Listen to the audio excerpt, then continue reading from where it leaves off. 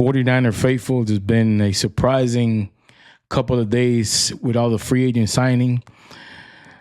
But let's start with a joyous event, in my opinion, for us faithful, and it's the return of Dre Greenlaw. And I'll give you my thoughts on it. A lot of people are skeptical because of his injuries and what have you, but I am excited. I am excited what he is going to bring to the table, what the reunion between him and Fred Warner, what that means to us. I feel that's something that I'm going to enjoy and many of us are going to enjoy. And the benefits that come. Imagine a guy getting drafted in the second round, third round, or whatever, and sitting behind those two Hall of Famers. The value that brings, no amount of money can, you can't put an amount of money on that. The benefit that's going to bring to a potential rookie sitting behind those two. My initial reaction. And then let's not forget about all the contributions that Dre Greenlaw did over the years to the 49ers. And most recently, I can just remember the interception in the NFC Championship game, which sealed the game. We can never forget that. He started running around looking like Deion Sanders. It was just funny, but let's not forget this guy was a dog when he was with us. And a lot of the so-called 49er media has been critical of the injuries. And I'll say this, and at this point, I'm going to be redundant with this point. Mykel Williams is a rookie, a young guy, and he got injured. There's no equation as to what's going to happen with a guy's health, what's going to happen with the team. There's no way to measure that. So for the critics that are on that bandwagon, it is a legitimate concern. I'm not delegitimizing anybody having any sort of criticism on health issues and depth in the team. That's not what I'm saying, but that it's a good move. I think it's an excellent move. Injuries are going to happen.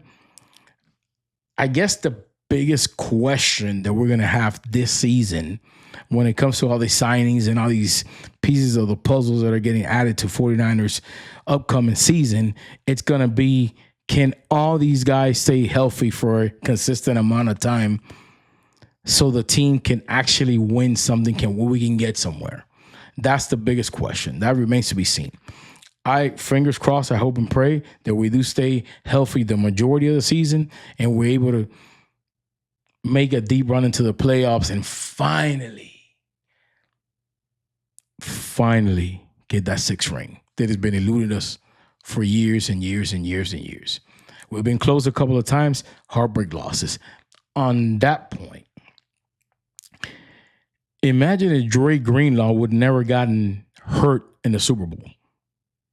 What would the outcome would have been? Obviously, we never know what could have happened. We can speculate, but I think it would have had a completely different outcome had he been in the entire game. Now let's pivot to Mike Evans. A lot of people have been critical of this signing as well, saying that he's hurt, that he's old, he's 33 years old. The contract is a 3-year deal, $60.4 million, according to Ian Rappaport when he initially reported it. Man, it's been a couple of days. It's been hectic, so it's taking me a couple of days to make this video. I like the signing, and here's, I fall back to the Super Bowl. In that Super Bowl, we saw slow Deebo Samuel. We saw a lot of people not getting separation. I know that's going to be some of the criticism of Mike Evans. He doesn't get separation. But the highlight reels that I've seen in highly contested balls in the end zone, the guy's going to deliver.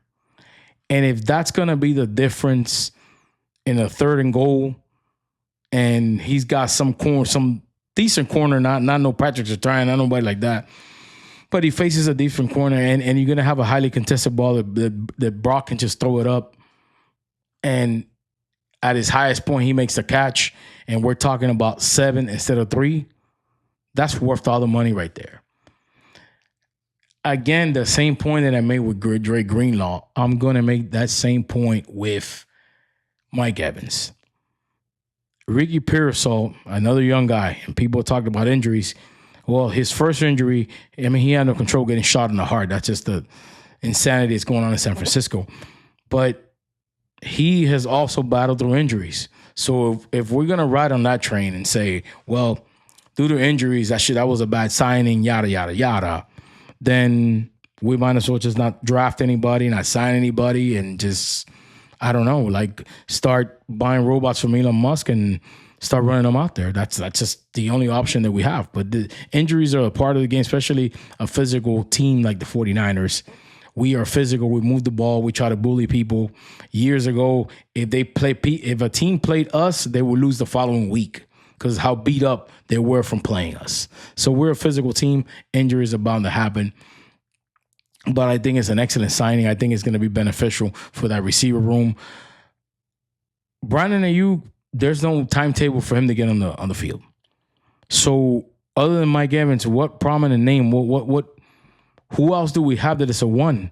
I mean, Ricky Pearsall has shown glimpses of being able to become a one, but he hasn't been healthy enough to become a one. Mike Evans has proven that he's a one. 11 years, 1,000-yard seasons. We all know his accolades. So I think it's an excellent signing. I like it. I'm on board with it 100%. I'm actually excited for next season. Some re-signings, Jake Tonges, he showed depth when Kittle went down. He was able to come up and make plays, and he was a significant part of some of the winning streaks that we had when Brock went down and Mac Jones. They connected a lot. So I really like what I saw out of him. So I think it's a good re-signing as well. Eddie Pinheiro, the kicker, after the years that we had to hold our breath with Jake Moody, this signing to me is excellent because he was clutch last season. So to me, and so some people in the like it's like I think it's like a $17 million contract. I'm all for it because 4th and goal, who do you want kicking? Him or Jake Moody or some guy who's cheaper? I'm Pinheiro all day. So I'm extremely on board with that. And the Trent Williams dilemma. And I know that reports have come out and people have been reporting that the 49ers are open to trading him, but they want to retain him. And that essentially in the beginning of the contract negotiations that they lowball Trent Williams. And I know a lot of people are going to say pay him. He's been pretty much the anchor of that offensive line. And that offensive line I've been crying about. We've been needing to revamp that offensive line. There's been a couple of signings. I'll get into it in a little bit after I make this point about Trent. Obviously, we all want him to stay. But what would be the price? Because that line needs help. And the same people that are talking about how injury-prone other signings and other players are seem to sort of forget about Trent has had injuries as well. And it all runs off the line. And I know that a person like Trent Williams, it's a player like Trent Williams is completely irreplaceable. You're not going to find a guy. You're not going to draft the next Trent Williams. That doesn't exist. That's understood. That's something that is not even up for debate. But that the rest of the line needs help, that the balloon coverage by Spencer Burford in the Super Bowl that led to Brock being rushed, and I think he threw the pass a little bit earlier to Juwan that he actually wanted to throw it. We could have been sitting here talking about a different thing. So the O-line is something that I've been critical of, that I've been crying and kicking and screaming about for years. And it seems like finally it's getting some attention. I hope this Trent Williams situations get sorted out. But in the end of the day, it's all about money. And the Chiefs have merged as the team that is trying to lure Trent away from the 49ers. 49er pride, a part of me wants to just give him a boatload of cash just so he won't go to the Chiefs. Fuck the Chiefs. Sorry. I'm a little bit salty about the last 2 Super Bowls. So I really wish they get the deal done and he doesn't go to the Chiefs because I'm really going to fucking hate that. But it is what it is with that. Also, offensive line Badarian Lowe has been signed from the Patriots, and like I mentioned, I am so happy that finally the line's getting some attention. Finally, they're signing people. Finally, There is the whole Kyle is a genius. We don't need a line. We can put that to rest. And it seems like Kyle has lost some juice with the front office, and the front office is doing what they need to do to get the team right. They're going to give him the pieces of the puzzle. Hey, you put it together and you run it. So I really like what's going on with that. I understand that he's the greatest, not the greatest, but he's one of the best play designers in the league. Nobody's doubting his brilliance, his genius. Nobody's doubting that. And for the ones that say, well, fire Kyle, who are you going to get? Mike McDaniel that couldn't handle the Dolphins? If you get somebody, it's going to be in his coaching tree. So I think that argument is completely foolish, but I digress. Glad that the offensive line is getting the attention it needs. Thankfully, that's happening. It makes me extremely happy.